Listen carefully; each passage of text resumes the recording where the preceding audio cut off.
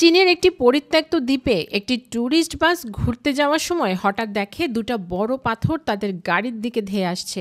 Driver পাথরের হাত থেকে বাঁচতে গিয়ে গাড়িটাকে অন্যদিকে ঘুরালে গাছের সাথে ধাক্কা খেয়ে গাড়িটা নষ্ট হয়ে যায়। এরপর এক এক করে সবাই গাড়ি থেকে নেমে যায়। এদের মধ্যে দুইজন আলাদা হিসু করতে গেলে হঠাৎ একটা বিশাল বড় ব্যাঙ দূর থেকে জিহ্বা দিয়ে তাকে টেনে গিলে ফেলে। পিচি ছেলেটা আর কিছু বুঝতে না পেরে আশেপাশে তার সঙ্গীকে খুঁজতে থাকে।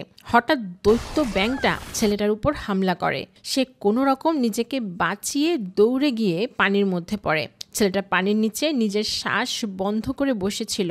এদিকে সেই দৈত্য ব্যাঙটা পাড়ে দাঁড়িয়ে তার জন্য অপেক্ষা করছিল। পিচ্চি ছেলেটা শ্বাস বেশিক্ষণ বন্ধ করতে না পেরে সেখান থেকে উঠে দৌড়ে পালাতে থাকে, আর পিছন পিছন ব্যাঙটাও তাকে ধাওয়া করতে থাকে। সে কোনো রকম দৌড়ে গিয়ে একটা মরা গাছের গুড়ির মধ্যে লুকিয়ে পড়ে। ব্যাঙটা গাছের গুড়ির ভেতর থেকে ছেলেটাকে বের করার চেষ্টা করতে থাকে।